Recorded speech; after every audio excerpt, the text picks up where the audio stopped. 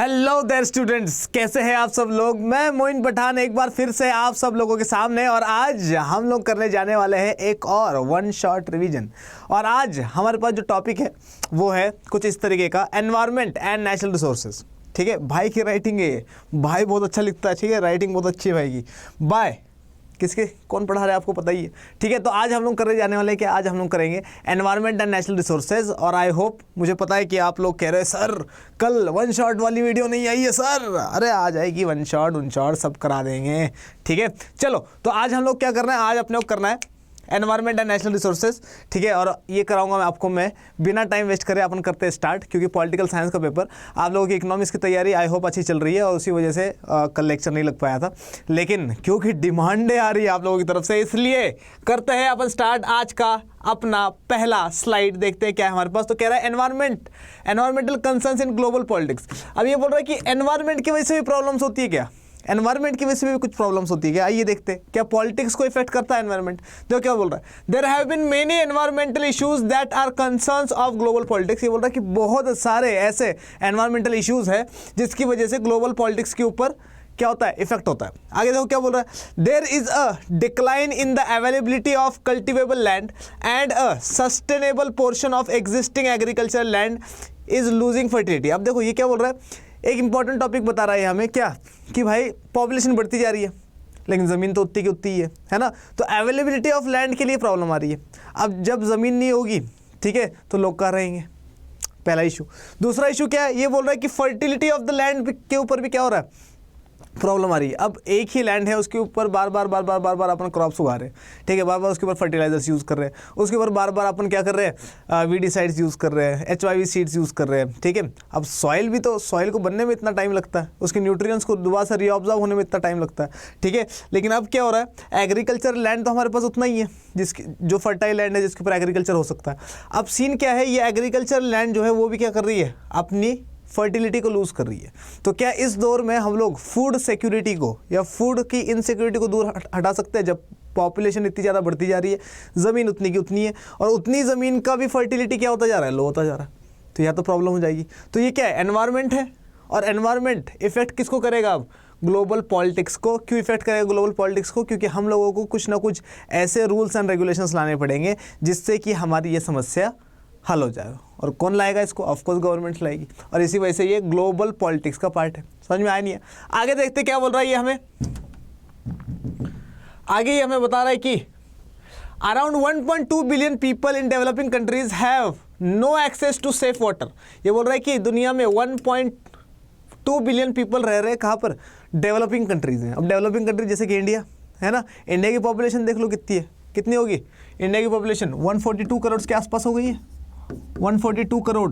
ठीक है, चाइना को पीछे छोड़ दिया हम लोगों ने, नई रिपोर्ट के अनुसार जो हमारी जनवरी में आई है रिपोर्ट। ठीक है, तो 142 करोड़ की पॉपुलेशन हो चुकी है हमारी, और 142 करोड़ की पॉपुलेशन जो है, और बाकी सारे के सारे डेवलपिंग कंट्रीज़ को अगर मिला दें हम लोग, तो 1.2 बिलियन पीपल है। 1.2 बिलियन है ना, 1 बिलियन कितना होता है, 10 करोड़ है ना।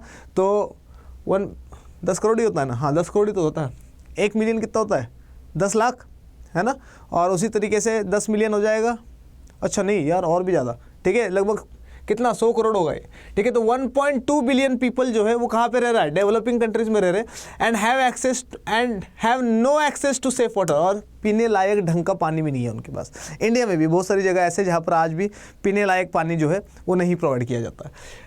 And 2.6 billion people have no access to sanitation according to the Human Development Report 2006। और ये क्या बोल रहा है कि अभी भी 2.6 बिलियन पीपल ऐसे हैं डेवलपिंग कंट्रीज में, 1.2 बिलियन तो ऐसे जिनको साफ पीने का पानी नहीं मिल रहा है, और 2.6 बिलियन पीपल ऐसे हैं जिनको बिल्कुल भी सैनिटेशन मतलब इनके घरों में लैट्रिन वगैरह नहीं है ना, वॉशरूम्स वगैरह नहीं है, जिसकी वजह से इनको आ रही है बहुत ज़्यादा प्रॉब्लम। और ये किसके अकॉर्डिंग है, ये आया था HDI का इंडेक्स या ह्यूमन डेवलपमेंट रिपोर्ट आई है 2006, उसके अकॉर्डिंग ये सारा का सारा डेटा है। ठीक है, मतलब इश्यूज़ तो है, और ये क्या है, सिर्फ किसी डेवलपिंग किसी एक कंट्री का इशू नहीं है, पूरे के पूरे ग्लोब का इशू है, और इसी वजह से ग्लोबल पॉलिटिक्स को एनवायरनमेंट जो है वो इफेक्ट करता है। ठीक है, आगे बढ़े, आइए आगे देखते हैं क्या है हमारे पास। The loss of biodiversity continues due to destruction of habitat। ठीक है। तो ये क्या बोल रहा है, loss of biodiversity continues due to destruction of habitat in areas which are rich in species. अब ये क्या बोल रहा है कि बायोडाइवर्सिटी का लॉस क्यों होता है, तो बायोडाइवर्सिटी का लॉस होता है due to destruction of habitat. अब हैबिटेट क्या होता है, हैबिटेट का मतलब है कि देखो, हैबिटेट का मतलब सिंपल अगर लिया जाए तो होम है, घर है। किसका घर है, अब दुनिया में सिर्फ इंसान थोड़ी रहते हैं, बहुत सारी स्पीसीज है जो क्या करती है, दुनिया में रहती है, अरे आगे ना। और ये सारी की सारी स्पीसीज का इंसान क्या करते हैं, अपने डेवलपमेंट करने के लिए इनको तंग करते हैं। जैसे फॉर एग्जांपल हम लोग क्या करते हैं, डिफॉरेस्टेशन कर रहे हैं। डिफॉरेस्टेशन का मतलब क्या है, पेड़ वगैरह काट रहे हैं हम लोग। तो पेड़ वगैरह काटने की वजह से क्या हो रहा है, पेड़ वगैरह काटने की वजह से बहुत सारी प्रॉब्लम्स आ रही है। किसको, एनिमल्स को, बर्ड्स को, है ना। वो अलग बात है, हम लोग बर्ड सेंचुरी बना देते हैं, लेकिन बर्ड्स को जहाँ उड़ना है, जहाँ रहना है, वो वही रहे ना, ठीक है। वो हमारे बर्ड सेंचुरीज में क्यों रहेगी आके, समझ में आ रहा नहीं आ रहा, जूज वगैरह में डालते हैं। तो ये क्या बोल रहा है, बहुत सारे हैबिटेट्स क्या हो जाते हैं, डिस्ट्रक्ट हो जाते हैं। और बहुत सारे हैबिटेट्स डिस्ट्रक्ट होने की वजह से क्या होता है, बायोडाइवर्सिटी का लॉस होता है। बायोडाइवर्सिटी का क्या होता है, लॉस हो जाता है। और बायोडाइवर्सिटी का लॉस का मतलब क्या है, ये हमारा पर्सनल लॉस है। समझ में आ रहा नहीं आ रहा, आगे देखो क्या बोल रहा है, and which are rich in species the act of deforestation takes place for personal gains removing the natural inhabitants. ठीक है, तो ये बोल रहा है कि डिफॉरेस्टेशन वगैरह देखते हैं हम लोग, तो डिफॉरेस्टेशन वगैरह क्या है, हमारे पर्सनल गेन्स के लिए, है ना, कि भाई पेड़ वगैरह काट दो, फर्नीचर वगैरह बन जाएंगे, ठीक है, या ज़मीन मिल जाएगी एक्स्ट्रा रहने के लिए।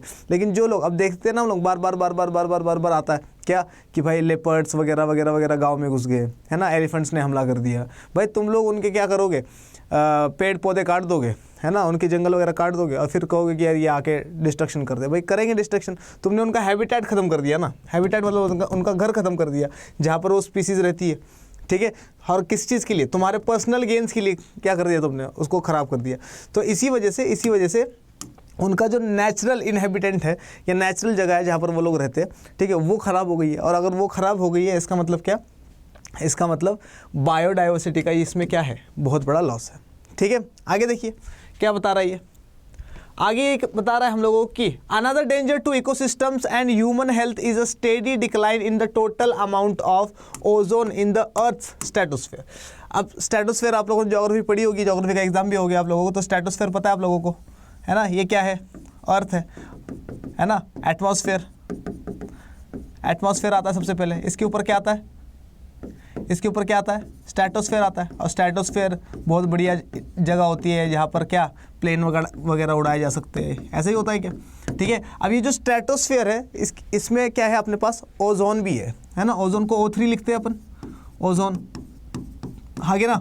तो ओजोन लेयर है अपनी, जो हमें क्या करती है, हमें अल्ट्रावायलेट रेस से बचाती है, UV रेस से बचाती है, आगे ना। और हम सबको पता है क्या कि ओजोन लेयर जो है हमें प्रोटेक्ट करती है किससे, सन के, किससे, अल्ट्रावायलेट रेस से। और सिर्फ जो अच्छी रेज है वो पास होती है और अपने पास आती है। अगर ये वाली रेज डायरेक्टली अपने पास आ जाए तो बहुत सारी स्किन डिजीजेस वगैरह वगैरह वगैरह हमें हो सकती है, जैसे कि स्किन कैंसर। अब ध्यान सुनो क्या है, अब ये सारी की सारी रेज आ रही है, कहाँ से आ रही है, ठीक है, मतलब ये ओजोन क्या कर रही है, प्रोटेक्ट कर रही है। लेकिन हम लोग ग्लोबल वार्मिंग कर रहे हैं इतना, ठीक है, कार्बन डाइऑक्साइड इतना छोड़ रहे कि भाई साहब ये जो ओजोन लेयर है इसमें भी होल आ चुका है। तो ये भी क्या है, तो ओजोन लेयर का डिप्लीशन हो रहा है ना। ओजोन लेयर क्या कर रही है, इसके अंदर बन गया होल। अब होल बनने का मतलब ये सारी की सारी रेस क्या करेगी, अब कहाँ आएगी, सीधी की सीधी रेज आएगी अर्थ के ऊपर, है ना। तो प्रॉब्लम क्रिएट करेगी किसे, हमें। और इस प्रॉब्लम को सॉल्व करने की जिम्मेदारी भी किसकी, फिर गवर्नमेंट की है। तो क्यों ना ऐसा कुछ पॉलिसीज ले आए जिससे कि हमारा जो एनवायरनमेंट ख़राब हो रहा है वो ख़राब ना हो, है ना। अब मेन इश्यूज़ क्या है इसके, ओजोन लेयर के मेन इश्यूज़ है कि भाई हम लोग पेट्रोल वगैरह यूज़ करते हैं गाड़ियों में, जिससे धुआं निकलता है, और क्या चिमनीज़ वगैरह से धुआं निकलता है, इंडस्ट्रीज़ वगैरह से। और उस धुएं की वजह से जो ओजोन लेयर है उसमें बहुत ज़्यादा प्रॉब्लम आ रही है, हाँ कि ना। अब सीन क्या है कि जब इतनी ज़्यादा प्रॉब्लम आ ही रही है तो इसको डिप्लीट होने से कैसे रोका जाए, ठीक है। तो फिर गवर्नमेंट कंसेप्ट ले आती है किस चीज़ का, EVs का, इलेक्ट्रॉनिक व्हीकल्स का, कि भाई इलेक्ट्रॉनिक व्हीकल्स यूज़ करेंगे, उससे कार्बन नहीं निकलता है ना, इलेक्ट्रिसिटी भी चला करेगी, ठीक है। तो ये सारी की सारी चीज़ें, और ये भी क्या है, ग्लोबल कंसर्न है, ठीक है। और इसी वजह से हम लोग चैप्टर पढ़ रहे हैं क्या, एनवायरनमेंट एंड नेचुरल रिसोर्सेज, किसके कंटेक्स्ट में, पॉलिटिक्स के कंटेक्स्ट में, ठीक है। देखो क्या होता है, another danger to ecosystems and human health is a steady decline in the total amount of ozone in the earth stratosphere. और जो स्टेडी अमाउंट मतलब जो बनी हुई ओजोन लेयर है, ठीक है, उसकी अमाउंट क्या होती जा रही है, कमजोर होती जा रही है, पतली होती जा रही है, थिन होती जा रही है ओजोन लेयर। आगे क्या बोल रहा है, even the coastal waters are becoming increasingly polluted due to land based activities. और ये क्या बोल रहा है, कोस्टल वाटर जो है, कोस्टल वाटर जैसे फॉर एग्जांपल मेरे पास क्या है, ये वाला, ये इंडिया है, ठीक है, और हमारे पास ये कोस्टल वाटर है, ठीक है, सिर्फ ये नहीं, इसके अलावा कितना भी, तो आप लोग भी इंडिया में ही रहते हो, ठीक है, कभी कोस्टल एरिया पे या रिवर बैंक्स पे वगैरह वगैरह पे आप अपन जाते हैं तो आपने क्या देखने को मिलता है, आपने को देखने को मिलता है कि भाई गाय भैंसे नहलाई जा रही है ना, मतलब अगर रिवर वगैरह है तो, ठीक है, या फिर क्या बहुत सारे लोग तो यहाँ पे स्वच्छ करने के लिए भी जाते हैं, है ना, खुद को स्वच्छ करते हैं, लेकिन क्या कर रहे हैं, वाटर को डर्टी करने जा रहे हैं। समझ में आ रहा नहीं आ रहा। इसके साथ साथ क्या, फैक्ट्रीज से निकलता हुआ पानी कहाँ जा रहा है, वाटर बॉडीज में जा रहा है ना, केमिकल वाटर्स, ठीक है। तो ये क्या बोल रहा है कि इससे भी क्या हो रहा है, इससे भी क्या हो रहा है, बहुत ज़्यादा इफेक्ट पड़ रहा है हमारे एनवायरनमेंट पे। तो ये जो कोस्टल वाटर्स है, ये क्या हो रहा है, इंक्रीजिंगली पॉल्यूटेड हो रही है due to land based activities. जो चीज़ें लैंड पे करी जा रही है, इसकी वजह से पॉल्यूट क्या हो रहा है, कोस्टल वाटर्स पॉल्यूट हो रहे हैं, ठीक है। समझ में आ गया, आगे बढ़े। देखो आगे क्या बोल रहा है, the environmental consequences of economic growth acquired and increasingly political character from the 1960 onwards. चलो ये क्या बोल रहा है, ये जो एनवायरमेंटल कॉन्सिक्वेंसेज है किसके, इकोनॉमिक ग्रोथ के, acquired and increasingly political character from the 1960s, मतलब 1960 के बाद से हम लोगों ने बहुत ज़्यादा ध्यान देना स्टार्ट कर दिया किसके ऊपर, कि एनवायरमेंट के ऊपर, एनवायरमेंट को जो इफेक्ट हो रहा है किसकी वजह से, हमारी एक्टिविटीज़ की वजह से। तो इसको हम लोग अगर रोक नहीं पा रहे पूरी तरीके से, तो कम से कम कर दे, है ना। जितना कार्बन डाइऑक्साइड, अब मान लो कि कार्बन डाइऑक्साइड क्या कर रही है, बहुत ज़्यादा निकल रहा है किसी भी व्हीकल से वगैरह वगैरह से, है ना। मान लो एक साल में 10,000 या 10 करोड़ ग्राम का कार्बन डाइऑक्साइड निकल रहा है, ठीक है। तो अब अपने को यूज़ भी करनी है व्हीकल्स, है ना, लेकिन अपन क्या नहीं कर सकते, व्हीकल्स को एकदम से बंद भी नहीं कर सकते, ठीक है। तो अपन क्या ऐसी पॉलिसीज़ लेकर आए जिससे कि एनवायरनमेंट को भी हार्म ना हो। तो ये क्या बोल रहा है कि अपने को क्या करना है, अपने को उसको अपन 100% कम बंद तो नहीं कर सकते, तो अपन नई पॉलिसीज़ लेकर आते हैं। जैसे दिल्ली में, है ना, दिल्ली में पॉल्यूशन की वजह से लोग तंग रहते हैं, तो क्या पॉलिसीज़ लेकर आए कि भाई 15 साल यूज़ जो हो चुकी है व्हीकल्स, उसको यूज़ नहीं करेंगे अब दोबारा। क्यों? क्योंकि फिर उसमें से वो कार्बन डाइऑक्साइड को क्या करता है, ज़्यादा निकालता है, ठीक है। तो ऐसी पॉलिसीज़ लेकर आते हैं जिससे कि अपन कंप्लीटली एनवायरनमेंट को तंग करने से रोक तो सकते नहीं है अब 100%, लेकिन क्या कर सकते उसका जो स्पीड है उसको कम से कम कर सके अपन, ठीक है। तो 1960 से ये पहल हुई और 1960 से इस एनवायरमेंटल कॉन्सिक्वेंसेस को एक पॉलिटिकल कैरेक्टर दे दिया गया, ठीक है। बड़े आगे देखो क्या बोल रहा है, आगे ये बोल रहा है कि International agencies like the United Nations Environment Program UNEP started holding international conferences to deal with environment issues। अब बहुत इंपॉर्टेंट है, यूनाइटेड नेशंस एनवायरनमेंट प्रोग्राम ने इसकी क्या करी, पहल करी, और इसने क्या करा, इसने इंटरनेशनल कॉन्फ्रेंसेस करी, है ना, मतलब अलग अलग नेशंस के अलग अलग लीडर्स को बुलाया, है ना, इकट्ठा बिठाया, उनको प्रॉब्लम समझाई और बोले कि भैया इन प्रॉब्लम्स को अपने को क्या करना है, सॉल्व करना है, ठीक है। तो यूनाइटेड नेशंस का एनवायरमेंटल प्रोग्राम, ये वाला ऑर्गेनाइजेशन संभालेगा पूरा की पूरे एनवायरमेंट को, ठीक है। UNEP started holding international conferences to deal with environment issues, और एनवायरमेंट इश्यूज को डील करने की जिम्मेदारी UNEP ने उठाई, ठीक है। नेक्स्ट स्लाइड देखिए क्या बता रही है हमें, अर्थ समिट। ये बहुत इंपॉर्टेंट है, ये पेपर में आता है, बहुत बार आता है, 100% आता है। तो अगर आप लोग पेपर में ये वाला चैप्टर पढ़ के जा रहे हैं और अगर ये चीज़ छोड़ के जा रहे हैं तो आप कर रहे हैं पाप, इतना पाप कि इसकी सज़ा तुम्हें सिर्फ और सिर्फ CBSE दे सकता है ना, मार्क्स काट के। आगे तो क्या बोल रहा है, अर्थ समिट और Rio summit was held in Rio de Janeiro Brazil in June 1992। तो ये अर्थ समिट कब हुई है, अर्थ समिट मतलब क्या, सारे के सारे लीडर्स को बुला दिया गया है, ठीक है, और एक मीटिंग हो रही है एनवायरनमेंट से रिगार्डिंग। और ये मीटिंग अर्थ समिट जिसका नाम है, ये कहाँ पर हो रही है, ब्राज़ील में हो रही है, रियो दी जेनेरियो में, ठीक है। इसको रियो समिट भी बोला जाता है। तो अर्थ समिट के नाम से पेपर में आ जाए या रियो समिट के नाम से पेपर में आ जाए, एक ही बात है। कहाँ पर हुई है, रियो दी जेनेरियो में हो रही है, कहाँ पर, ब्राज़ील में, इन जून 1992। तो जून 1992 में हो रही है, which produced conventions dealing with climate change, ठीक है, जो कि क्लाइमेट चेंज के से रिलेटेड बातें कर रहा था, ठीक है। आगे क्या हो रहा है, बायोडाइवर्सिटी से रिलेटेड बातें कर रहा था, फॉरेस्ट्री से रिलेटेड बातें कर रहा था, and recommended a list of development practices called agenda 21। अभी इस मीटिंग में क्या हुआ, इस मीटिंग में अर्थ समिट में, जो जिसको रियो समिट या अर्थ समिट हम लोग बोल रहे हैं, जो 1992 में हुई है, इस समिट में सारे के सारे लीडर्स को बुला लिया गया, इंपॉर्टेंट सारे के सारे नेशंस के, और 1992 में बिठा दिया गया रियो दी जेनेरियो में, जो कि ब्राज़ील की कैपिटल है, और यहाँ पर एनवायरनमेंट से रिगार्डिंग चीज़ों को डिस्कस कर लिया गया। ठीक है, तो ये पहली एनवायरमेंटल समिट थी इतनी बड़ी। ठीक है, ये भी इंपॉर्टेंट है। और दूसरी चीज़ क्या, यहाँ पर डिस्कस क्या किया गया, यहाँ पर डिस्कस किया गया कि भाई हम लोगों को कैसे डील करना है, किससे, क्लाइमेट चेंज से, बायोडाइवर्सिटी से, फॉरेस्ट्री से, और क्या कर दिया, क्या क्या करना है, कौन से लॉज हम लोगों को अपने अपने देशों में लागू करने हैं, उसके बारे में बताया, और उसको वो कहलाया क्या, एजेंडा 21। एजेंडा 21 समझ में आ रहा है, नहीं आ रहा, कोई दिक्कत, पक्का समझ में आ गया है तो दिखाओ मुझे अपने अंगूठे फटाफट से और बोलो कि हाँ सर आ गया है समझ में। नेक्स्ट स्लाइड देखते हैं क्या बता रही है हमें। तो नेक्स्ट स्लाइड हमें बता रही है the protection of global Commons. The protection of global Commons के बारे में बता रहा है। देखो क्या बोल रहा है, ये बोला commons are the resources shared by the community as a whole, not individually. अब ये कह रहा है कि क्या कॉमन्स का मतलब क्या है, global Commons, protection of global Commons. अब ग्लोबल कॉमन्स क्या है, ऐसी चीज़ें जो सब यूज़ करते हैं, जैसे पानी सब यूज़ करते हैं, हवा सब यूज़ करते हैं, हाँ कि ना, ज़मीन सब यूज़ कर रहे हैं, एग्रीकल्चर लैंड सब यूज़ कर रहे हैं, सब यूज़ कर रहे हैं मतलब खाना खा रहे हो नहीं खा रहे। ठीक है, तो अब ये क्या है, प्रोटेक्शन ऑफ ग्लोबल कॉमन्स की बात कर रहा है। प्रोटेक्शन ऑफ ग्लोबल कॉमन्स का मतलब क्या है, प्रोटेक्शन ऑफ ग्लोबल कॉमन्स का मतलब है कि हम लोगों को इन ग्लोबल कॉमन्स को बचाना है। पानी कम से कम सबको सेफ वाटर मिले पानी पीने के लिए। ठीक है, और क्या, हवा कम से कम सांस लेने लायक हवा रहे, है ना, तो इसलिए क्या कर सकते हैं अपन, क्या क्या मेजर्स ले सकते हैं। तो ये क्या बोल रहा है, प्रोटेक्शन ऑफ ग्लोबल कॉमन्स के लिए कॉमन्स आर द रिसोर्सेज, ऐसे रिसोर्सेज है जिसको पूरी की पूरी कम्युनिटी क्या करती है, शेयर करती है, किसी एक के फायदे की चीज़ नहीं है। तो इसको कैसे प्रोटेक्ट किया जाए, इसके ऊपर भी बात करेंगे अपन। आगे देखो क्या बता रहा है फटाफट से। In the world there are some areas which are located outside the sovereign jurisdiction of any one state and hence require common governance by international community. अब ये भी इंपॉर्टेंट है। अब देखो ये क्या बोल रहा है, कॉमन्स की बात कर रहा है। ठीक है, अब ये बोल रहा है कि काफ़ी सारी चीज़ें ऐसी होती है जो कि किसी एक नेशन के पास नहीं होती है, वो शेयर्ड होती है। जैसे फॉर एग्जांपल हम लोग बात करें अगर इंडस वाटर की, इंडस वाटर्स की, वाटर की बात नहीं कर रहा हूँ, वाटर्स की बात कर रहा हूँ, मतलब इंडस रिवर की भी बात कर रहा हूँ यहाँ पर, और इंडस की 5 ट्रिब्यूटरीज की भी बात कर रहा हूँ, 5 ट्रिब्यूटरीज की भी बात कर रहा हूँ।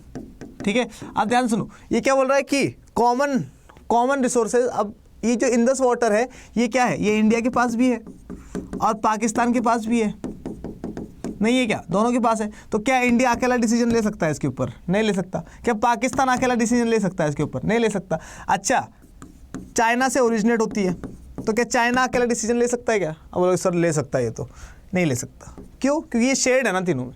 ठीक है, तो अब इसके ऊपर कुछ पॉलिसीज़ बनाने के लिए हमें क्या चाहिए, हमें कोई ना कोई ऐसी इंटरनेशनल बॉडी चाहिए या कोई ऐसी इंटरनेशनल अथॉरिटी चाहिए जो इन तीनों को एक ग्राउंड पर ले आए और फिर इस कॉमन चीज़ के ऊपर हल निकाले। अरे बोलो भैया, सही बात है गलत बात है। ठीक है, तो ये क्या बोल रहा है, in the world there are some areas which are located outside sovereign jurisdiction, जिसपे कोई एक गवर्नमेंट क्या नहीं कर सकती, जुरिस्डिक्शन फैसला नहीं ले सकती, of any one state and hence require common governance by the international community, और फिर उसको इंटरनेशनल कम्युनिटी क्या करेगी, गवर्न करेगी। आगे देखिए क्या बोल रहा है ये, this is known as global commons, और इसको हम लोग क्या कह रहे हैं, ग्लोबल कॉमन्स कह रहे हैं, इसी को ग्लोबल कॉमन्स कह रहे हैं। They include earth atmosphere. अब एटमॉस्फेयर हाँ कि ना, तो अर्थ का एटमॉस्फेयर क्या है, ग्लोबल कॉमन है। दूसरा एंटार्क्टिका। अब एंटार्क्टिका किसी का है क्या, किसी के बाप का है क्या, किसी का नहीं है ना, एक ऐसा कॉन्टिनेंट है जहाँ पर कोई इंसान नहीं रहता है। ठीक है, तो एंटार्क्टिका हो गया। The ocean floor, ocean floor किसी के बाप का है क्या, किसी का नहीं है, किसी की अथॉरिटी नहीं है उस पर। तो हम सब सारी की सारी कंट्रीज़ की जिम्मेदारी बनती है इनको क्या करना, इनको बचाए रखना। आगे एंड आउटर स्पेस। ठीक है, तो ये सारी की सारी चीज़ें क्या है, ग्लोबल कॉमन्स है, जिसके लिए एक इंटरनेशनल कम्युनिटी को इकट्ठा आना पड़ेगा और इन सब चीज़ों के बारे में चिंता जतानी पड़ेगी और क्या, इनको प्रोटेक्ट करने की बात करनी पड़ेगी। अ number of agreements were signed which includes the Antarctic treaty. अब देखो इसी वजह से क्या हुआ, बहुत सारे एग्रीमेंट्स वगैरह साइन हुए। ठीक है, अब कौन से एग्रीमेंट्स है वो बता रहा है। एक बोल रहा है एंटार्क्टिक ट्रीटी साइन हुई थी 1959 में। मॉन्ट्रियल प्रोटोकॉल इंपॉर्टेंट है, पेपर में आता है ना, ये भी आता है एंटार्क्टिक ट्रीटी, लेकिन मॉन्ट्रियल प्रोटोकॉल आता ही आता है। Montreal protocol 1987 and the Antarctic environmental protocol 1991। तो ये कुछ ट्रीटीज़ का नाम बता रहा है हमें ईयर के साथ, जो कि पेपर में आता है। ठीक है, तो ग्लोबल कॉमन्स के लिए बहुत सारी क्या हुई है, ट्रीटीज साइन हुई है, जिसमें से एंटार्क्टिक ट्रीटी है, मॉन्ट्रियल प्रोटोकॉल है, एंटार्क्टिक एनवायरमेंटल प्रोटोकॉल है, एक्सेट्रा एक्सेट्रा एक्सेट्रा। ठीक है, आगे बढ़े। The history of outer space as a global commons shows that the management of these areas is thoroughly influenced by north-south inequalities.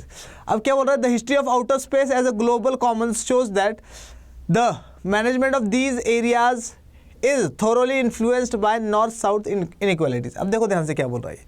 अब ये बोल रहा है कि अगर हम लोग आउटर स्पेस की बात करें, आउटर स्पेस मतलब अर्थ के बाहर की बात कर रहे हैं हम लोग, ठीक है. अगर आउटर स्पेस की बात करें तो आउटर स्पेस में हम अपन सैटेलाइट्स वगैरह भेजते हैं, हाँ ना, क्या इन्फॉर्मेशन लेने के लिए, किस चीज़ की, आउटर स्पेस की इन्फॉर्मेशन लेने के लिए, सारी की सारी इन्फॉर्मेशन लेने के लिए.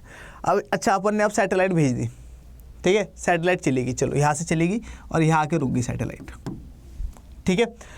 अब हर कंट्री अपनी सैटेलाइट भेज रहा है, ओके, सारी की सारी कंट्रीज ने अपनी अपनी सैटेलाइट भेज दी, ठीक है. अब मुझे बताओ, सैटेलाइट भेज तो दी, वहाँ से कनेक्शन भी है हमारे पास, वायरलेस कनेक्शन, ठीक है, तो नेटवर्क से यहाँ से पूरी की पूरी इन्फॉर्मेशन हमें सब कुछ मिल रहा है, सब कुछ ठीक है. अब इसने कर दिया चलना बंद, अब क्या किया जाए? अब ये तो अटक गया ना स्पेस में, अरे हाँ कि ना, ठीक है. तो ये क्या बोल रहा है कि एक तो क्या है, ये भी एक कंसर्न है हमारे पास, डेब्रिस बन जाता है स्पेस वगैरह में, ठीक है, आउटर स्पेस वगैरह में. प्लस क्या है, ये सारी की सारी चीज़ें कर कौन रहा है? स्पेस में चीज़ें कौन डालेगा? डेवलपिंग कंट्री या डेवलप्ड कंट्री, है ना. और मोस्टली अगर अपन देखें तो डेवलप्ड कंट्रीज कहाँ रहती है? अर्थ के ऊपर वाले साइड में रहती, नहीं रहती.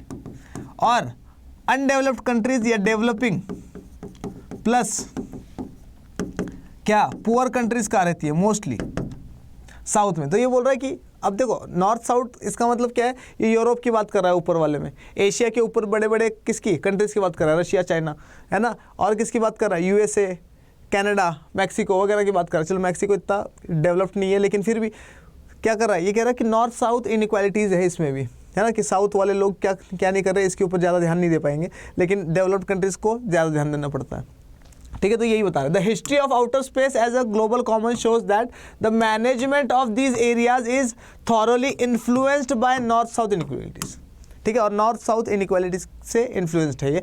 आगे देखिए क्या बता रहा है, आगे कह रहा है कि कॉमन बट डिफरेंशिएटेड रिस्पॉन्सिबिलिटीज, ठीक है. अब देखो ये क्या बोल रहा है कि हमारे पास कुछ कॉमन रिस्पॉन्सिबिलिटीज़ है, लेकिन डिफरेंशिएटेड. डिफरेंशिएटेड का क्या मतलब है? डिफरेंशिएटेड का मतलब कॉमन तो है, लेकिन डिफरेंशिएट का मतलब अलग है ना, उसकी अलग है, मेरी अलग है, लेकिन काम एक ही इशू के ऊपर कर रहे हैं. कैसे? देखो, there were differences between the countries of the north and the south over environment issues. अब नॉर्थ वाली कंट्रीज और साउथ वाली कंट्रीज जो है, इनमें डिफरेंसेस है ओवर एनवायरमेंट इश्यूज, ठीक है. जैसे कि देखते हैं,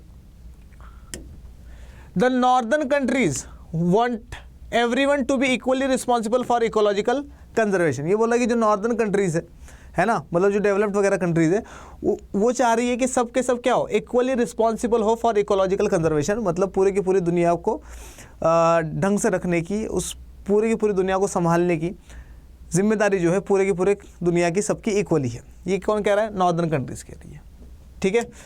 the developing countries of the south believes that the ecological degradation is the product of industrial development undertaken by the developed countries.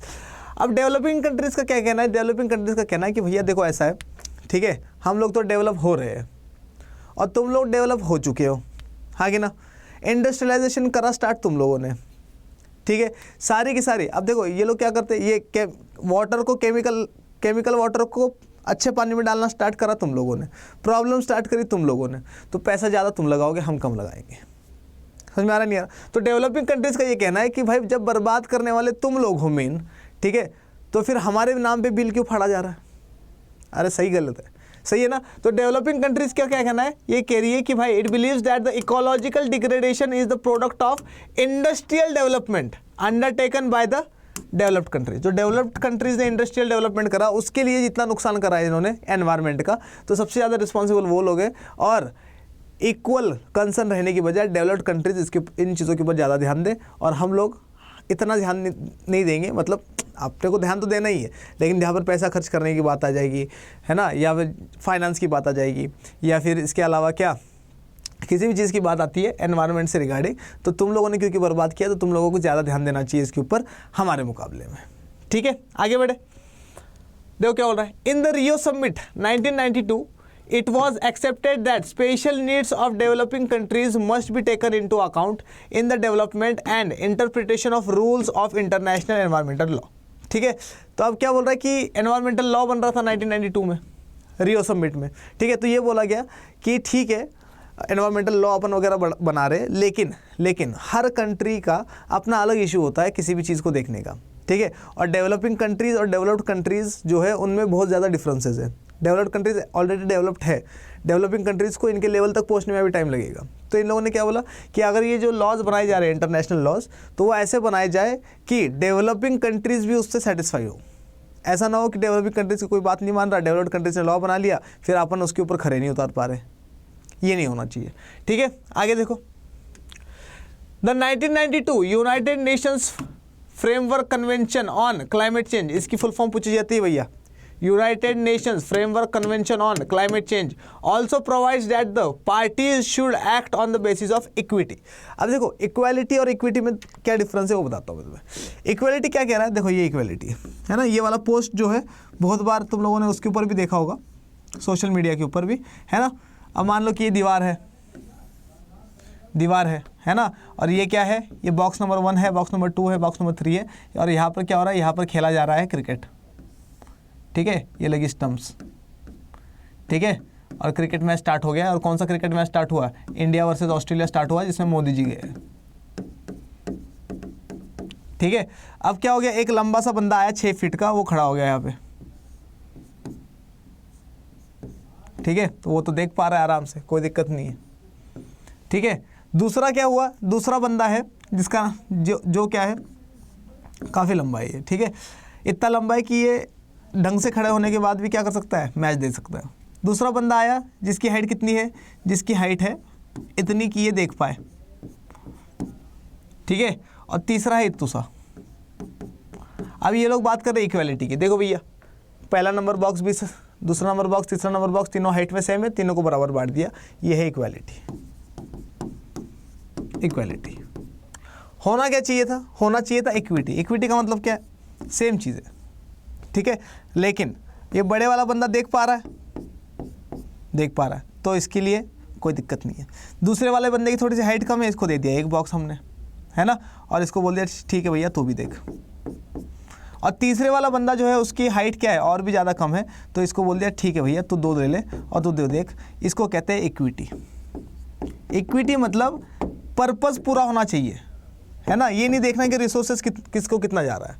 समझ में आ रहा है नहीं आ रहा, इक्वालिटी और इक्विटी में ये डिफरेंस है। आया समझ में। तो ये क्या बोल रहा है कि 1992 के United Nations framework convention on climate change, ये जो हुआ था हमारा, ठीक है, also provides that the parties should act on the basis of equity. ये कह रहा है कि भाई डेवलपिंग कंट्रीज और डेवलप्ड कंट्रीज में बहुत फर्क है, हम लोगों को इक्विटी से काम लेना चाहिए, इक्वालिटी से काम नहीं लेना। आ रहा है नहीं आ रहा समझ। आगे देखो क्या बता रहा है ये। It was accepted that a large amount of green house gas emission has originated in developed countries and per capita emissions in developing countries are relatively low। ठीक है, तो ये क्या कर लिया गया, इन लोगों ने भी एक्सेप्ट करा कि ग्रीन हाउस गैसेज वगैरह जो है, ठीक है, जिससे ओजोन लेयर डिप्लीट हो गई है या फिर एनवायरनमेंट को बहुत ज़्यादा हार्म होता है, तो ये ज़्यादा किसने, ये डेवलप्ड कंट्रीज़ ने ज़्यादा एमिट करी है। उसके साथ साथ क्या, पर कैपिटा एमिशंस मतलब हर बंदे ने कितने ग्रीन हाउस गैस को एमिट करा। ठीक है, उसके हिसाब से भी देखा जाए तो डेवलपिंग कंट्रीज़ जो है वो बहुत नीचे आ जाएगी as compared to developed countries. समझ में आ रहा नहीं आ रहा। तो इस वजह से ये इन लोगों ने क्या कहा कि भैया इक्विटी पे काम करना है, इक्वलिटी पे काम नहीं करना है। नुकसान ज़्यादा पहुंचाया डेवलप्ड कंट्रीज़ ने। ठीक है, एनवायरनमेंट हार्म हुआ डेवलप्ड कंट्रीज़ की वजह से। हाँ, हमारी वजह से भी हुआ, लेकिन उतना नहीं हुआ जितना कि तुम लोगों की वजह से हुआ। इस वजह से ध्यान भी तुम लोग ज़्यादा दोगे। ठीक है, ये कहना है साउथ वाली कंट्रीज़ का, और नॉर्थ वाली कंट्रीज़ का कहना है क्या कि भैया सबको इक्वलिटी। तो नॉर्थ वाले कह रहे हैं क्या, इक्वलिटी वाली बात। साउथ वाली कंट्रीज़, डेवलपिंग कंट्रीज़ कह रही है किस चीज़ की, इक्विटी की बात। ठीक है, ये 2 पॉइंट याद रखना।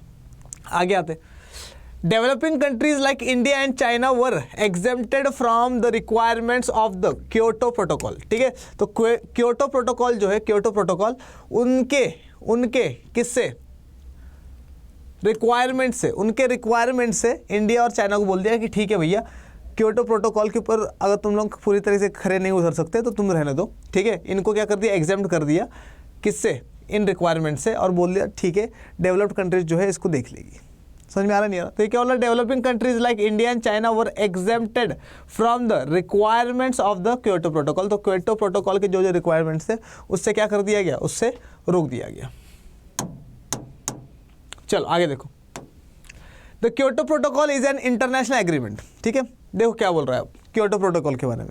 ये बोल रहा है क्योटो प्रोटोकॉल क्या है, ये बोल रहा है Kyoto protocol is an international agreement setting targets for industrialised countries to cut their green house gas emission. तो ये बोल रहा है कि क्योटो प्रोटोकॉल क्या है, क्योटो प्रोटोकॉल एक इंटरनेशनल ऑर्गेनाइजेशन है, एक इंटरनेशनल एग्रीमेंट है जो सारे के सारे कंट्रीज ने क्या करा है, उसके ऊपर साइन करा है। इंडिया और चाइना ने नहीं करा है, इंडिया और चाइना को इससे एग्जेम्प्टेड रखा है। ठीक है, setting targets for industrialised countries to cut their green house gas emissions. और ये क्या करता है Kyoto protocol, Kyoto protocol target set करता है।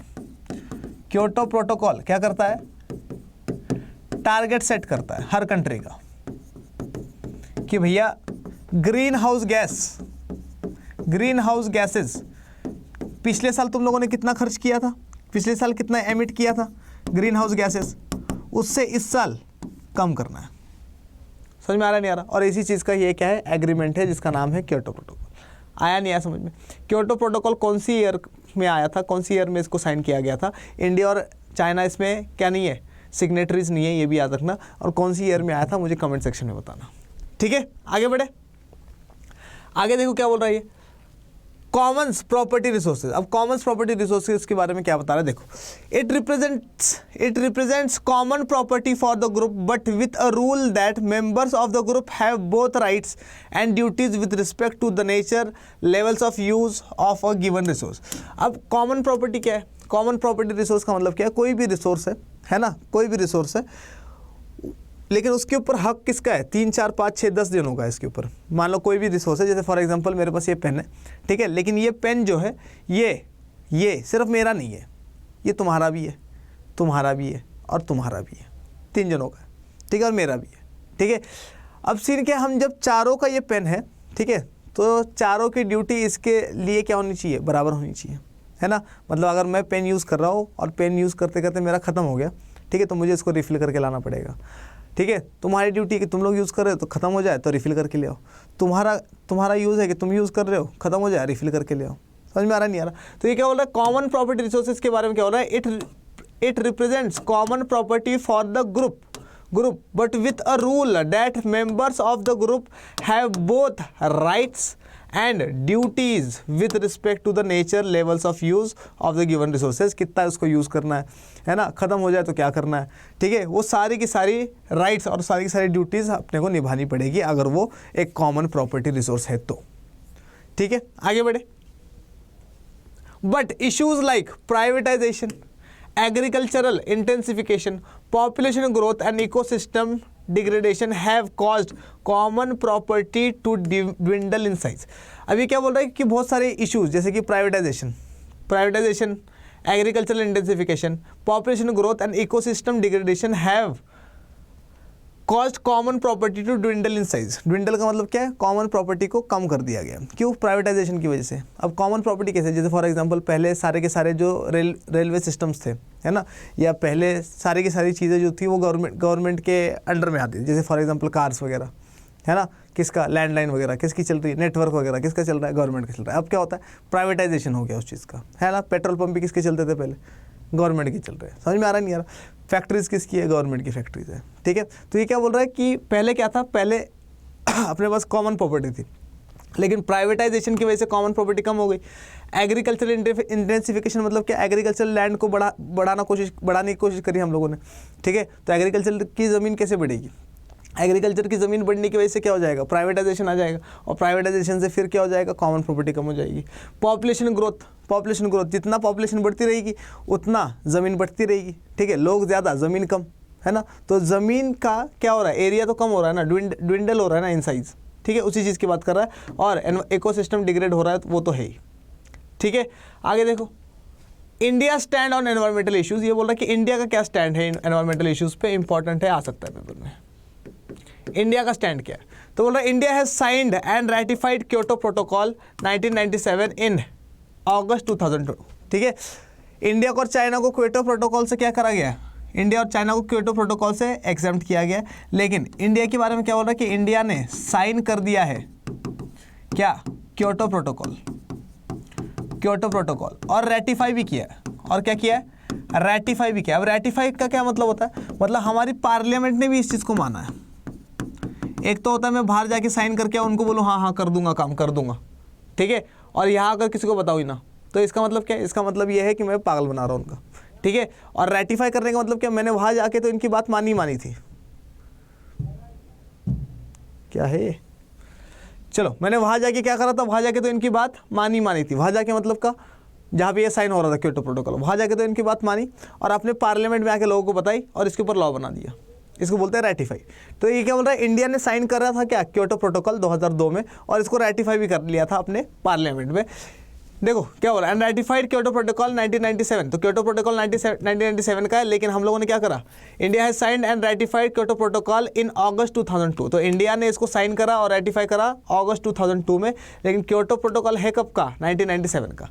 Developing countries like India and China were exempted from the requirements of the Kyoto protocol, और India और China दोनों के दोनों डेवलपिंग कंट्रीज है ना, वैसे चाइना डेवलप्ड कंट्री है, समझ में आ रहा नहीं आ रहा, लेकिन यूनाइटेड नेशंस नहीं मानता है कि चाइना डेवलप्ड कंट्री है। क्यों नहीं मानता है, क्योंकि यूनाइटेड नेशंस जो है उसमें आपने को पता है सबसे ज़्यादा पावरफुल कौन है, यूएसए, और यूएसए का राइवल कौन है, चाइना है।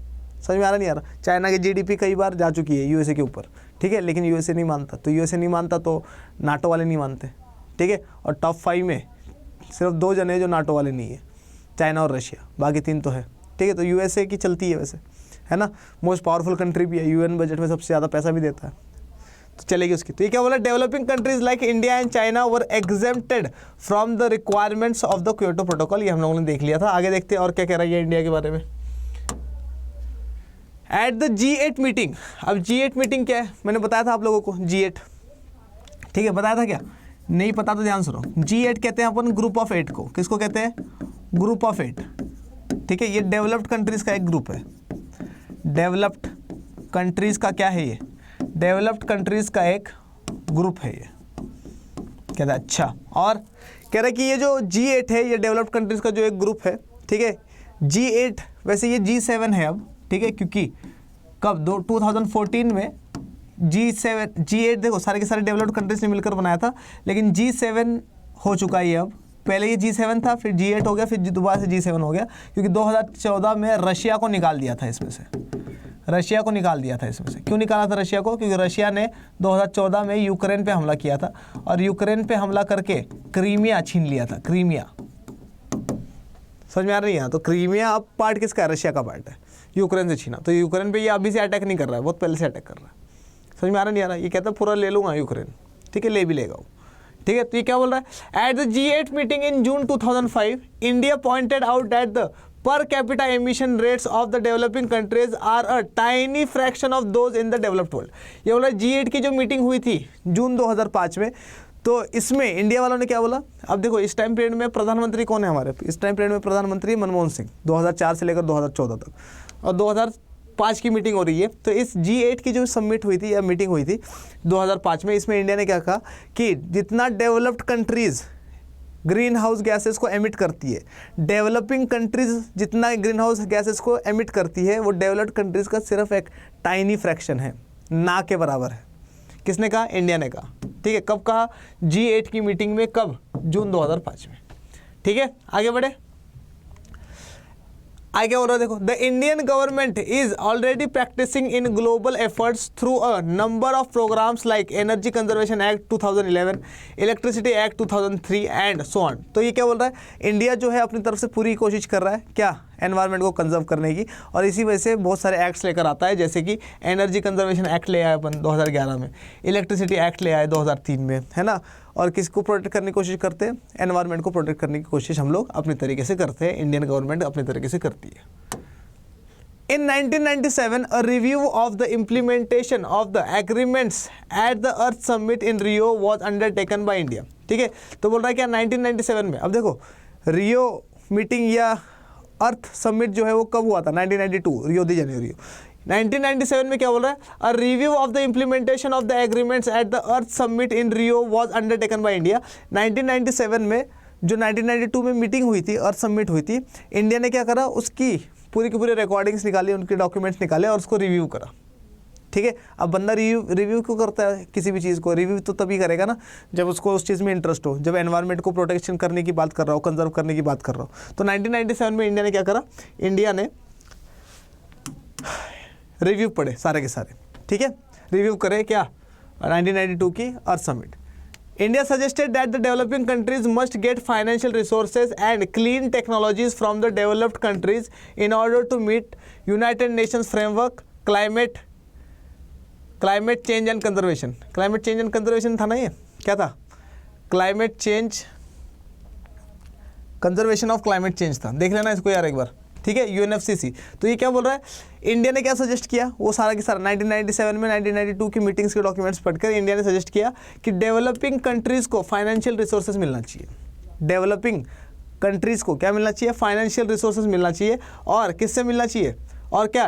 क्लीन टेक्नोलॉजी मिलनी चाहिए। किससे? डेवलप्ड कंट्रीज से, ठीक है, क्योंकि तुम लोग डेवलप्ड हो, तुम टेक्नोलॉजी में हमसे आगे हो, ठीक है। तो तुम लोग क्या करोगे? तुम हमें एक तो पैसा दोगे, ठीक है, प्लस तुम हम लोगों को क्लीन टेक्नोलॉजीज दोगे जो कि क्या नहीं करे?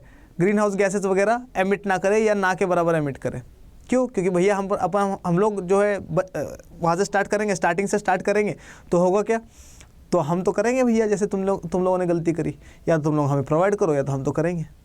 समझ में आया नहीं है? ठीक है, आगे देखो एनवायरमेंटल मूवमेंट्स के बारे में देखो क्या बोल रहा है। Some of the most significant responses to the challenge of the environmental degradation has come from groups of environmentally conscious volunteers working in different parts of the world.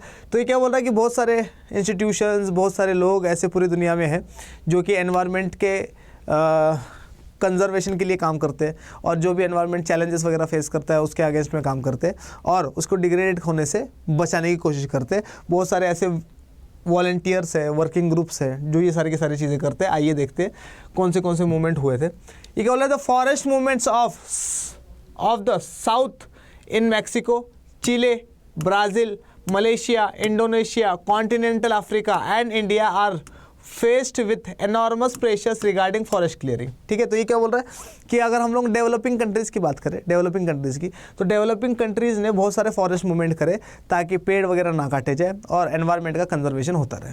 ठीक है, तो कहाँ पे हुआ ये मैक्सिको में, चिले में, मैक्सिको नॉर्थ अमेरिका में पड़ता है, चिले ब्राज़ील कहाँ पड़ता है? साउथ अमेरिका में पड़ता है, मलेशिया एशिया में, इंडोनेशिया एशिया में, कॉन्टिनेंटल अफ्रीका तो अफ्रीका में पड़ता है, और India are faced with enormous pressures regarding forest clearing. और ये क्या करते हैं? ये जब भी फॉरेस्ट वगैरह को काटने की बात करते हैं तो लोग खुद ही क्या करते हैं? इतना प्रेशर बना देते हैं कि भाई क्या काट रहा है? फॉरेस्ट वगैरह को काट रहा है। इंडिया में तो वैसे भी है ना, फॉरेस्ट में अपने ट्राइबल लोग वगैरह रहते हैं, इंडिया में क्या पूरी दुनिया में रहते हैं, लेकिन इंडिया जो है नेचर की रिस्पेक्ट करने वाला देश है। ठीक है, तो यहाँ पर क्या होता है? यहाँ पर वो चिपको मूवमेंट वगैरह वगैरह पढ़ते हैं हम लोग। ठीक है, आगे देखो another example is of the group which is working against mineral extraction company as it leads to displacement of communities etc। ठीक है, तो ये क्या बोल रहा है? एक और एग्जांपल अगर हम लोग देखें एनवायरनमेंट कंजर्वेशन का, तो इसमें क्या है? कुछ ग्रुप्स है जो क्या करते हैं, जो काम करते हैं against mineral extraction. Mineral extraction company क्या होती है? जो मिनरल्स वगैरह निकालते हैं, कहाँ से? रिवर बेड से निकाल रहे हैं या फिर माइनिंग करके निकाल रहे हैं, तो उनके अगेंस्ट में। क्यों उनके अगेंस्ट में? क्योंकि भाई किसी भी जगह पर अगर तुम ज़मीन पर मिनरल एक्सट्रैक्शन के लिए जा रहे हो तो तुम्हें पूरी की पूरी ज़मीन खाली करनी पड़ेगी। क्यों? क्योंकि भाई माइनिंग कर रहे हो तुम अंदर जाके, और माइनिंग करने का मतलब क्या? ऊपर वाले लोग सेफ़ नहीं है, गिर सकते हैं, है ना। अंदर वाले नहीं है तो ऊपर वाले कैसे सेफ़ होंगे? समझ में आ रहा नहीं यार? ठीक है, तो माइनिंग करते हुए बहुत सारे लोगों को क्या करना पड़ता है? डिस्प्लेस करवाना पड़ता है ना। डैम्स वगैरह बनाते हुए क्या करना पड़ता है? लोगों को डिस्प्लेस करना, पूरे 5-5, 10-10 गाँव वाले लोगों को बोलना पड़ता है यहाँ से तुम लोग चले जाओ, कहीं और जाके रह लो। ठीक है, तो इन लोगों के अगेंस्ट काम करने वाले लोग भी है। ठीक है, आगे देखो another groups of movements are those involve in struggles against mega dams, है ना। तो डैम्स वाला मैंने बताई दिया आप लोगों को। इन इंडिया नर्मदा बचाओ आंदोलन is one of the best known of this movements. और नर्मदा बचाओ आंदोलन वगैरह चला था, और नर्मदा बचाओ आंदोलन में कौन ऐसा बंदा था जिसने लीड ली थी, वो मुझे बताना आप लोग कमेंट सेक्शन में। ठीक है, तो क्या हो रहा है? Another group of movements are those involve in struggle against mega dams. तो बड़े बड़े जो डैम्स बनते हैं, है ना, तो लोगों को डिस्प्लेस करवाया जाता है वहाँ से। ठीक है, माइनिंग के टाइम में डिस्प्लेस करवाया जाता है। तो ये मेनली डैम्स के बारे में बताता है। और इंडिया में ऐसा बड़ा डैम वाला मूवमेंट कौन सा है? इंडिया में ऐसा बड़ा डैम वाला मूवमेंट हुआ है नर्मदा बचाओ आंदोलन। नर्मदा बचाओ आंदोलन हुआ। ठीक है, चलो आगे देखिए, आगे देखते क्या है अपने पास, रिसोर्स जियोपॉलिटिक्स। अब रिसोर्स जियोपॉलिटिक्स के बारे में देखते कि ये किस बीमारी का नाम है। ये बोल रहा है कि resource geopolitics means who gets what when where and how. ठीक है, तो रिसोर्स जियोपॉलिटिक्स का मतलब क्या है, किस कंट्री के पास कितने रिसोर्सेज है, कहाँ कहाँ पर मौजूद है, क्यों उसको मिलने चाहिए, है ना, उस किस बंदे के पास क्या है, कब से है, कहाँ है और क्यों है। ठीक है, तो ये सारी की सारी चीज़ों के बारे में इंफॉर्मेशन देता है हमें रिसोर्स जियोपॉलिटिक्स। रिसोर्स जियोपॉलिटिक्स, तो ये कीवर्ड जो है ये याद रखना। Throughout the cold war the industrialised countries of the north adopted a number of methods to ensure a steady flow of resources. ठीक है, तो क्या बोल रहा है, जब से कोल्ड वॉर चल रहा था, पूरे के पूरे कोल्ड वॉर के टाइम पीरियड में, कोल्ड वॉर का टाइम पीरियड पता ही है अपने को, कब से कब तक, 1945 से लेकर कब तक, 1991 तक, है ना, 89 लगा लो, कोई जन 89 लिखते हैं, पर 1991 में पूरी तरीके से डिसइंटीग्रेट हुआ था यूएसएसआर, तो 1991 लिख लो। ये बोला throughout the cold war the industrialised countries of the north adopted a number of methods to ensure steady flow of resources. और इन लोगों ने क्या करा, इन लोगों ने बहुत सारे मेथड्स को यूज़ करा ताकि सारे की सारी मतलब जितने भी रिसोर्सेज है वो उसका क्या रहे, स्टेडी फ्लो रहे। स्टेडी मतलब क्या, आराम आराम से फ्लो होता रहे सबका, किसका, रिसोर्सेज का। ठीक है, कौन सी कंट्रीज, इंडस्ट्रियलाइज्ड कंट्रीज, मतलब नॉर्थ कंट्रीज की बात कर रहा है, मतलब डेवलप्ड कंट्रीज की बात कर रहा है ये। ठीक है, oil countries to be the most important resource in global strategy. ठीक है, तो ये क्या बोल रहा है, ओपेक वाली कंट्रीज जो है, ओपेक वाली, ऑयल एंड पेट्रोलियम वाली, ठीक है, ओपेक वाली जितनी भी कंट्रीज है, कितनी कंट्रीज आती है ओपेक में, 13 कंट्रीज। तो ये क्या बोल रहा है, oil countries to be the most important resource in global strategy. तो ग्लोबल स्ट्रैटेजी में सबसे इंपॉर्टेंट रिसोर्स क्या है, सबसे इंपॉर्टेंट रिसोर्स क्या है ग्लोबल स्ट्रैटेजी के लिए, ऑयल कंट्रीज है। ऑयल कंट्रीज मतलब वो पूरा के पूरा अरब वर्ल्ड, है ना, रशिया, यूएसए। ठीक है, तो ये कंट्रीज क्या है, ऑस्ट्रिया, है ना, ये कंट्रीज़ क्या है, ये सारी की सारी कंट्रीज़ जो है ये बहुत ज़्यादा इंपॉर्टेंट है, क्योंकि ये इनमें से क्या निकलता है, तेल निकलता है। ठीक है, और ये तेल जो है पूरी दुनिया को ये लोग क्या करते हैं, बांटते हैं। तो बोला oil countries to be the most important resource in global strategy, और ग्लोबल स्ट्रैटेजी में ये वाली कंट्रीज बहुत इंपॉर्टेंट रोल प्ले करती है। The immense wealth associated with oil generates political struggles to control it. ठीक है, तो क्या बोला, immense wealth associated with oil, oil से एसोसिएटेड जो वेल्थ है, मतलब पैसा जो है, generates political struggles to control it, और इसी वजह से पॉलिटिकल स्ट्रगल होता है इसको कंट्रोल करने के लिए। मतलब क्या, ये जो ओपेक ऑर्गेनाइजेशन है, इसकी फुल फॉर्म आप लोग बताओगे मुझे कमेंट सेक्शन में। ठीक है, ओपेक जो ऑर्गेनाइजेशन है, ये ओपेक ऑर्गेनाइजेशन क्या करता है, ये रेट वगैरह डिसाइड करता है पेट्रोल के, डीजल के, पेट्रोलियम के, एक्सेट्रा एक्सेट्रा। ठीक है, पेट्रोलियम एंड इट्स प्रोडक्ट्स के। ठीक है, और किसको कैसे बेचना है, कितने में बेचना है, ये सारी की सारी चीज़ें ये लोग डिसाइड करते हैं, और फिर उसी रेट में पूरी की पूरी दुनिया को ये सारी की सारी चीज़ें मिलती है। ये बोला the immense wealth associated with oil generates political struggles, क्या करता है, इसकी वजह से पॉलिटिकल स्ट्रगल्स होते हैं, इसको कंट्रोल करने के लिए फिर ऑर्गेनाइजेशन बना दी जाती है। जैसे आसियान है हमारे पास, है ना, सार्क है हमारे पास। ठीक है, इसी तरीके से यूरोपियन यूनियन है। तो ये क्या करती है, कोई एक कंट्री इनसे मांगने नहीं जाती, पूरी की पूरी ऑर्गेनाइजेशन देती है कि भैया इस रेट पे दे दो, हम 27 कंट्रीज क्या करने वाले, खरीदने वाले तुमसे। वो सारी की सारी बात बता रहा है। आगे देखो, West Asia specifically the Gulf region accounts for about 30% of global oil production. तो ये बोल रहा है कि जो वेस्ट एशिया है, वेस्ट एशिया का मतलब क्या, वही अरब वाला इलाका, सऊदी अरेबिया हो गया, यूएई हो गया, सऊदी अरेबिया, यूएई, और कौन सा, ओमान, यमन, है ना, और कौन सा, सीरिया वगैरह वाला इलाका। ठीक है, और कौन सा, इराक, ईरान, है ना, और कौन सा, जॉर्डन। ठीक है, तो ये सारी की सारी कंट्रीज़ क्या, ये सारी की सारी कंट्रीज़ इनके पास तेल वगैरह ज़्यादा है, और ये बोल रहा है कि ये 30% of the global oil production को क्या करती है, मतलब ग्लोबली ऑयल को प्रोड्यूस करती है। 30% ऑयल इनके पास है दुनिया का। Another important resource relevant to global politics it's water. ये बोल रहा है कि ऑयल के बारे में बात कर रहा। ठीक है, अब हम लोग बात करते हैं किसके बारे में, पानी के बारे में, जो कि बहुत ज़्यादा इंपॉर्टेंट रिसोर्स है। ठीक है, आइए देखते हैं। Regional variations and scarcity of fresh water in some parts of the world is a leading source of conflicts in the 21st century। ये बोल रहा है कि regional variations and scarcity of fresh water. तो हम लोगों को पता है कि कई इलाके ऐसे होते हैं दुनिया में जहाँ पर पानी की बहुत ज़्यादा कमी होती है ना, हफ्ते हफ्ते बाद क्या आ रहा है, पानी आ रहा है। फिर वो लोग क्या करते हैं, घड़े वगैरह, मटके वगैरह क्या करते हैं, एकदम उठा उठा के क्या करते हैं, स्टोर करके रखते हैं, क्योंकि अगला पूरा हफ्ता उनको यूज़ करना है पानी। ठीक है, महाराष्ट्र के कई रीजन्स में है ना कि भाई दिन में एक बार पानी आता है ना, खास करके जहाँ पर वाटर स्कैरसिटी बहुत ज़्यादा है, ठीक है। और धूप के मौसम में मतलब समर में तो बहुत ज़्यादा क्या हो जाता है, बढ़ जाती है ये समस्या।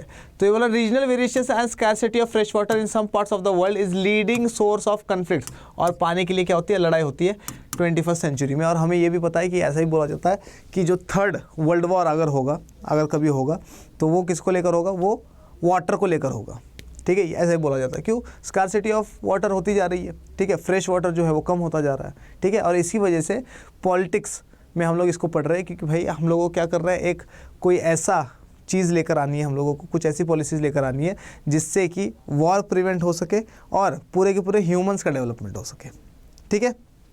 आइए देखते आगे और क्या, ये देख लिया क्या हम लोगों ने, हाँ ये देखना। अ number of studies show that countries that share rivers and many countries do not share rivers are involved in military conflicts with each other, ठीक है।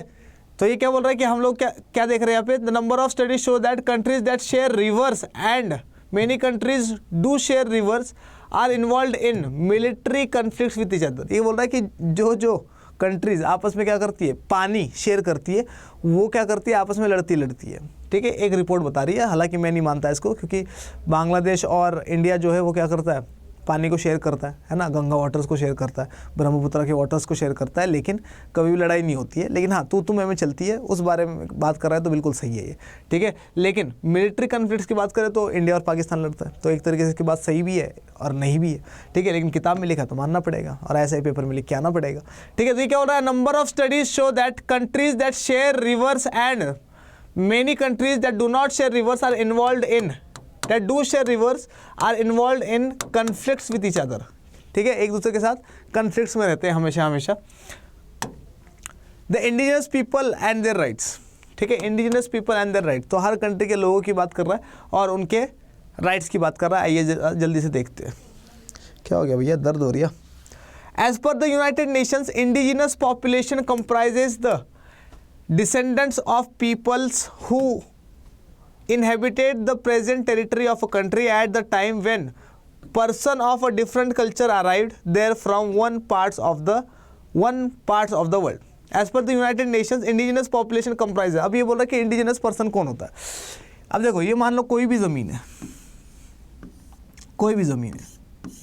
ठीक है, मान लो इस कंट्री का नाम है Y, ठीक है, और इसमें क्या है, इसमें कुछ लोग रह रहे हैं, ठीक है, और ये लोग जो है ये एक कल्चर के, और उस कल्चर का नाम है रेड कल्चर, ठीक है। तो रेड कल्चर वाले लोग रह रहे हैं यहाँ पर, और कब से रह रहे हैं ये लोग, तब से रह रहे हैं यहाँ पर जब से कि कोई और कल्चर यहाँ पे नहीं रह रहा है,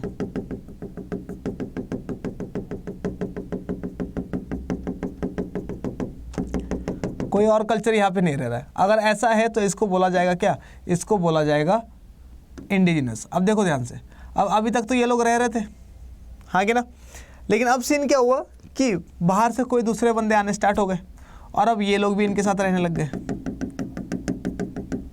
है ना। तो पॉपुलेशन में कम थे, ठीक है, लेकिन टाइम के साथ साथ क्या हुआ, टाइम के साथ साथ इनकी पॉपुलेशन भी कुछ एरियाज में बढ़ने लग गई, जैसे नीचे वाले एरियाज में,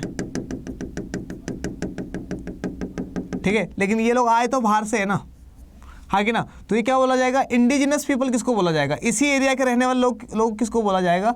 तो यूनाइटेड नेशंस कह रहा है कि एस इंडिजिनस पीपल बोला जाएगा उन लोगों को जो इस एरिया में बहुत सालों से रह रहे थे और स्टार्टिंग में रह रहे थे और अपना कल्चर फॉलो कर रहे थे, किस चीज़ से पहले, दूसरे कल्चर के लोग आने से पहले। समझ में आ रहा है नहीं आ रहा, अरे बोलो भैया, ठीक है। चलो देखो, अब देखो क्या बता रहा है, देखो इधर पढ़ लो एक बार दोबारा। As per the United Nations के अकॉर्डिंग इंडिजिनस पॉपुलेशन कौन होती है, it comprises the descendants of the people who inhabited the present territory of a country at a time when person of a different culture arrived there from other parts of the world, ठीक है। तो किसी भी जगह का कोई भी बंदा इंडिजिनस कब होता है, इंडिजिनस तब होता है जब वो बंदा उसी जगह पर कई सालों से रह रहा हो, और कब तक रह रहा हो, जब तक कोई नया बंदा ना आए। अगर कोई नया बंदा आ जाएगा तो ये पहले वाले बंदे क्या बन जाएंगे, इंडिजिनस बन जाएंगे। कौन कह रहा है, यूनाइटेड नेशंस कह रही है, ठीक है। बड़े आगे देखो क्या बता रहा है ये आगे बोल रहा है कि indigenous people voices in world politics to treat them equally with other communities.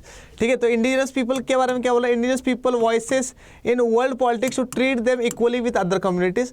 The areas occupied by indigenous people include Central and South America, Africa, India, South Asia, South East Asia etcetera. तो ये क्या बोल रहा है, indigenous people जो है voices in world politics, ये लोग क्या करते हैं, अपनी आवाज़ उठाते हैं वर्ल्ड पॉलिटिक्स में to treat them equally with other communities. और ये लोग कहते हैं कि भैया हम लोगों को भी क्या करो, इक्वली ट्रीट करो दूसरे कम्युनिटीज़ की तरह। क्या करो, इक्वली ट्रीट करो किसकी तरह, दूसरी कम्युनिटीज़ की तरह, मतलब अनदर कम्युनिटीज़ की तरह। और इसमें कौन कौन है, इसमें कौन कौन है, तो इसमें ये बोल रहा है कि इसमें अफ्रीकन्स है, साउथ ईस्ट एशियंस है, इंडियंस है, ठीक है, और कौन है, सेंट्रल एंड साउथ अमेरिकन से। तो ये क्या करते हैं, एक वर्ल्ड स्टेज पे इक्वालिटी की मांग करते हैं लोग। ठीक है, चलो नेक्स्ट देखते हैं। The indigenous people appeal to governments to come to terms with the continuing existence of indigenous nations as enduring communities with an identity of their own। ठीक है, तो ये इन लोगों की मांग क्या है, इंडिजिनस पीपल की, अफ्रीकन्स की, इंडियंस की, साउथ अमेरिकन्स की, सेंट्रल अमेरिकन्स की। ठीक है, इन सब की मांग क्या है, इन सब की मांग है the indigenous people appeal to the governments to come to terms with continuing existence. जैसे हम लोग रह रहे हैं वैसे हम लोगों को रहने दो, लेकिन हम लोगों को इक्वली ट्रीट करो एक वर्ल्ड लेवल पर। ठीक है, ऐसा ना हो कि काले गोरे में फ़र्क करो तुम लोग, समझ में आ रहा नहीं आ रहा, अफ्रीकन में और इंडियन में फ़र्क करो। ठीक है, हम सब के सब क्या है तो ह्यूमन रेस ही, तो हम सबको क्या करना चाहिए, आप लोगों को इक्वली ट्रीट करना चाहिए और हम लोगों की हमारी आइडेंटिटी, हमारी अपनी आइडेंटिटी हम लोगों को मिलनी चाहिए, ये बोलने का मतलब है उसका। आगे देखिए, in India indigenous people applies to the scheduled tribes who constitute nearly 8% of the population of the country। ये इंपॉर्टेंट है। ठीक है, इंडिया में इंडिजिनस पीपल कौन है, तो ये बोला कि इंडिया में इंडिजिनस पीपल है सिर्फ 8% लोग, जो कि आज भी कहाँ रहते हैं, आज भी रहते हैं फॉरेस्ट वगैरह में। शेड्यूल्ड ट्राइब्स है, ये ट्राइब्स है। ठीक है, जिनको हम लोग क्या करते हैं, जिनको हम लोग शेड्यूल्ड ट्राइब एसटी कैटेगरी में रखते हैं। अब तो पढ़ने लिखने लग गए बहुत सारे लोग, खास करके नॉर्थ ईस्ट वगैरह के इलाके वाले लोग जो है ना, उनके पास क्या है, सारे नॉर्थ ईस्ट वाले जितने भी लोग होते हैं सबके सब एसटी होते हैं, मोस्टली शेड्यूल्ड ट्राइब्स होते हैं, क्योंकि ये ट्राइबल लोग होते हैं। समझ में आ रहा नहीं आ रहा, तो ये क्या बोल रहा है, इंडिया में कितने % ऐसे लोग हैं, तो बोल रहा है in India indigenous people applies to the scheduled tribes. Indigenous people किसको माना जाता है, शेड्यूल्ड ट्राइब्स वाले को माना जाता है, who constitute nearly 8% of the population. ठीक है, तो हमारी पॉपुलेशन कितनी है, 8% ही लोग हैं ये, जो प्रॉपरली इंडिया के ही है ना, प्रॉपरली क्या है, इंडिजिनस है, हमेशा से यहाँ पे रहे, हमेशा से कहाँ रहे, इनके पूर्वज वगैरह हमेशा से कहाँ रहे, इंडिया में रहे। ये लोग कहीं से माइग्रेट करके नहीं आए, एक ही कल्चर को फॉलो करते हैं। तो ऐसे लोग कितने, 8% है, और आज हम लोग इनको शेड्यूल्ड ट्राइब के नाम से मानते हैं, और बहुत कम पॉपुलेशन है इन लोगों की। ठीक है, आगे देखिए, issues related to the rights of the indigenous communities have been neglected in domestic and international politics for a very long time। तो ये बोल रहा है कि इनसे रिलेटेड जितने भी इश्यूज़ वगैरह होते हैं, ठीक है, तो इसको क्या किया गया, निगलेक्ट किया गया है ना, इन लोगों के ऊपर ज़्यादा ध्यान नहीं दिया गया। ठीक है, इनके इश्यूज़ के ऊपर, इनके प्रॉब्लम्स के ऊपर कभी ध्यान नहीं दिया गया, और इसी वजह से क्या हो रहा है, issues related to the rights of the indigenous communities have been neglected in domestic and international politics. और सिर्फ डोमेस्टिक पॉलिटिक्स में ही नहीं, बल्कि इंटरनेशनल पॉलिटिक्स में भी जो इंडिजिनस पीपल के राइट्स वगैरह है, इसकी बात पहले करी नहीं जाती थी, लेकिन अब टाइम चेंज हो रहा है और इन लोगों की भी बातें करी जाती है। फैक्ट्स दैट मैटर, तो फैक्ट दैट मैटर में क्या हो रहा है, environmental concerns in global politics cover losing fertility of agricultural land and grazing, depletion of water resources as well as loss of biodiversity, real danger to ecosystem and coastal pollution, deteriorating of marine environment. ठीक है, इसको पढ़ लेना, देखो इसके बारे में क्या है ये। ठीक है, environment consequences of economic growth acquired a political shape from 1960s, ये हम लोग करके आ चुकी है। Onwards following a book published in 1972, namely Limits to Growth and Initiatives Taken by the United Nations Environment Program to Promote Coordination and Effective Response on Environment at Global Level। ठीक है, तो मैंने आप लोगों को ये यूनाइटेड नेशंस वगैरह के यूनाइटेड नेशंस एनवायरमेंट प्रोग्राम के बारे में बताया था कि 1960s से इसने एनवायरमेंट के कंसर्न्स वगैरह उठाने स्टार्ट कर दिए थे। ठीक है, लेकिन फिर बाद में जाके 1992 में अपन जाके क्या करते, यूनाइटेड नेशंस में 1990s में बात चलती है इसके बारे में, और 1992 में अर्थ समिट, रियो समिट करती है। तो ये जो यूनाइटेड नेशन एनवायरनमेंट प्रोग्राम है, ठीक है। ये क्या करती है, ये एक बुक को फॉलो करती है जो कि 1972 में पब्लिश हुई थी और उसका नाम क्या था, limits to growth and initiatives taken by the United Nations environment programme to promote coordination and effective response on environment at global level. तो यूनाइटेड नेशन एनवायरनमेंट प्रोग्राम की ही पब्लिश्ड किताब थी ये, ठीक है। तो इसको पढ़ने के बाद फिर हम लोगों ने क्या करा, हम लोगों को लगा कि भैया कुछ ना कुछ दुनिया के लिए करना पड़ेगा वरना बर्बाद हो जाएगी। तो वो चीज़ बोल रहा है ये। और देखो क्या है, अर्थ समिट के बारे में बता रहा है ना, स्क्रीनशॉट वगैरह ले लो इसका। एजेंडा 21 याद रखना, एजेंडा 21 क्या है, ठीक है। अर्थ समिट याद रखना कब का है, 1992 का, ठीक है। नॉर्थ एंड साउथ कंट्रीज़ क्या है वो पढ़ लेना, ठीक है। तो ये क्या हो रहा है, global north the first world countries, first world मतलब यूएसए और यूएसए के सारे साथी, सेकेंड वर्ल्ड कंट्रीज़ मतलब यूएसएसआर और यूएसएसआर के साथी, और साउथ कंट्रीज़ मतलब कौन सी, थर्ड वर्ल्ड के बारे में बता रहा है। थर्ड वर्ल्ड मतलब नैम नॉन अलाइन मूवमेंट वाली। Global north was concerned with the issues of ozone depletion and, ठीक है, पढ़ लेना इसको, अपन करके आ चुके हैं सारा का सारा, फैक्ट्स देख लेना इसके बारे में, फोटो खींचो इसकी। ग्लोबल पीछे वाला कर लिया था क्या, अच्छा ये कर लिया ना, चौथा नंबर देखो, ग्लोबल, अरे global commons refer to the areas of regions. अब ग्लोबल कॉमन्स भी हम लोग पढ़ के आ चुके हैं, ठीक है। इसका फोटो खींच लो, स्क्रीनशॉट ले लो इसका, देखो ज़रा क्या है इसके बारे में। पांचवा भी देखो, the Rio declaration 1992 adopted the principle of common but differentiated responsibilities. क्या है ये समझा दिया मैंने तुम लोगों को, बस फोटो खींच लो और समझ, और क्या कर लो, फैक्ट्स दैट मैटर को पढ़ लेना एक बार, ठीक है, ताकि लिखने के काम आए तुम लोगों के। आगे देखो 1992 United Nations convention on climate change, है ना, कन्वेंशन ऑन क्लाइमेट चेंज, मैंने गलत बोल दिया था बीच में, ठीक कर लेना उसको। United Nations framework on convention of climate change also emphasise to protect the climate system, को भी हम लोग क्या करना है, प्रोटेक्ट करना है और इक्विटी से प्रोटेक्ट करना है, ठीक है। क्योटो प्रोटोकॉल वगैरह आया था इसमें। Example, largest and current global emissions of green house gases originated in developed Nations, ये हम लोगों ने कर लिया, और बहुत कम, और क्योटो प्रोटोकॉल 1997 में आया था, ठीक है। और क्योटो प्रोटोकॉल कहाँ पर हुआ था, जापान में हुआ था 1997। Hence low emission developing countries like India and China have been exempted from Kyoto Protocol held in Japan in 1997.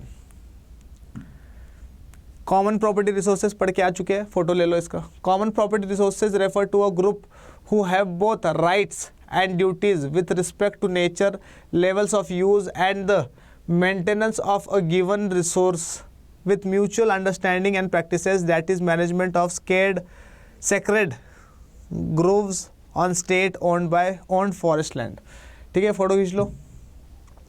India pledge, ठीक है, इंडिया ने फिर वो 1997 के क्योटो प्रोटोकॉल को 2002 में अपन ने पढ़ लिया था, ठीक है, राइटिफाई कर लिया था अपन ने, ठीक है। तो उसके बारे में बता रहा है, United Nations framework convention on climate change, ठीक है। फोटो खींचो, आगे बढ़ते हैं। इंडिया ने कौन सी पॉलिसीज लेकर आया उसके बारे में बता रहा है, सार्क कंट्रीज के बारे में बता रहा है। देखो क्या, बिसाइड्स इंडिया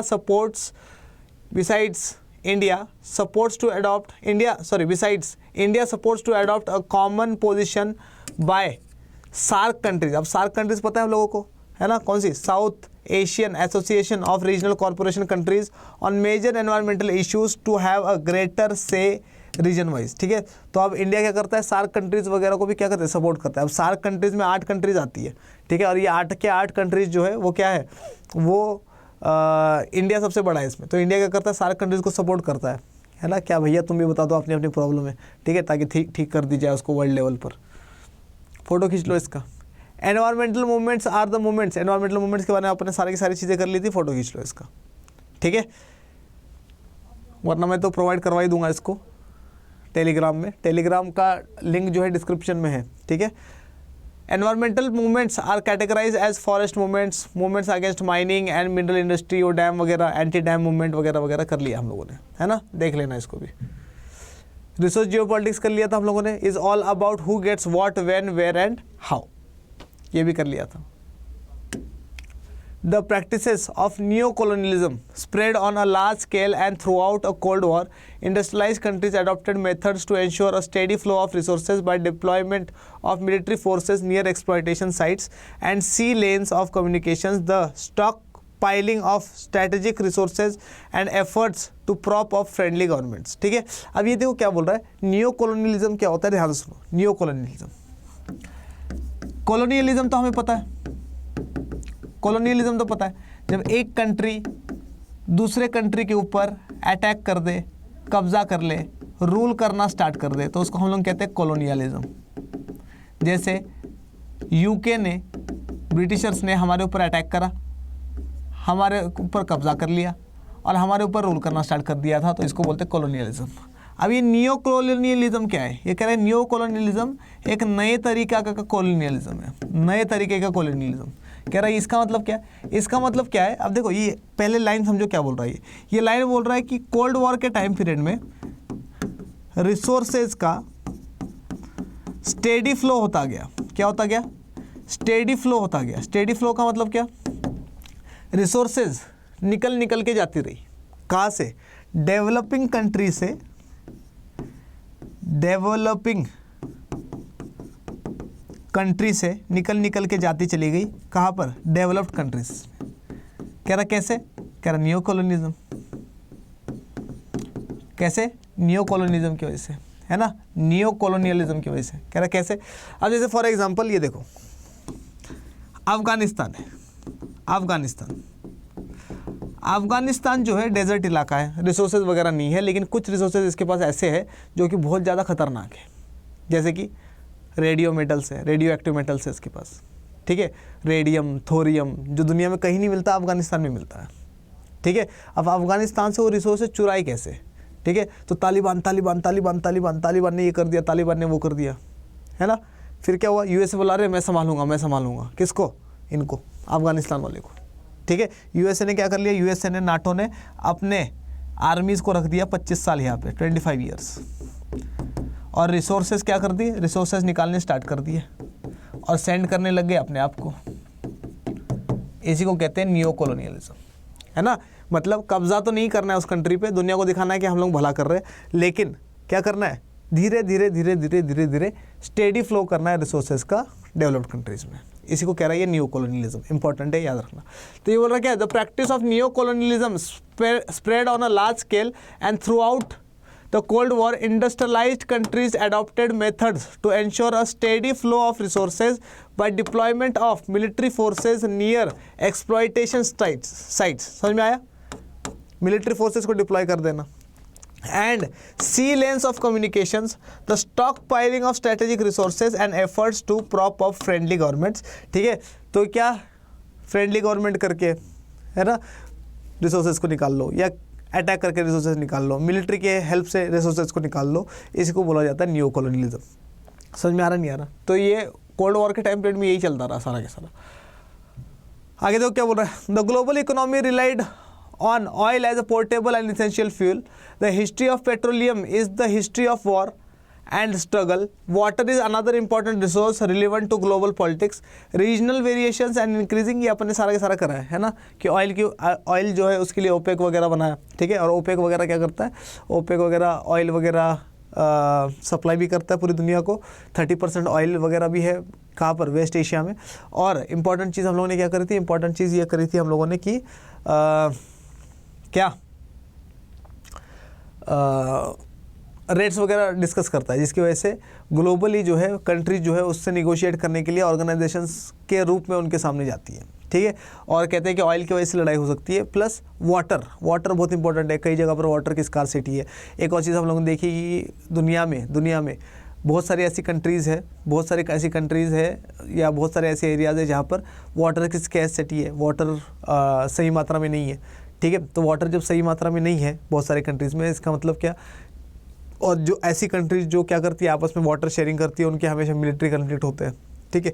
तो ये वाला एग्जांपल्स भी है हमारे पास, फोटो ले लो इसका। Indigenous people bring the issues of environment, resources and politics together. Indigenous people live with their social, economic, cultural customs in particular areas who speak of their struggle, agenda and rights to have a equal status, that is island states in ocean region, Central and South America, Africa, India and Southeast Asia, ठीक है। तो ये वही बता रहा है क्या indigenous people वगैरह क्या होते हैं। तो ये अपन लोग पढ़ के आ चुके हैं कि इंडिजिनस पीपल क्या होते हैं यूनाइटेड नेशंस के अकॉर्डिंग। वो लोग जो एक एरिया में उनके पूर्वज वगैरह रह रहे थे, वो लोग भी रह रहे, ठीक है, और एक ही कल्चर को फॉलो कर रहे हैं, लेकिन बाहर से जब तक कोई और नहीं चला जाता, ठीक है। तो इंडिजिनस कौन होंगे?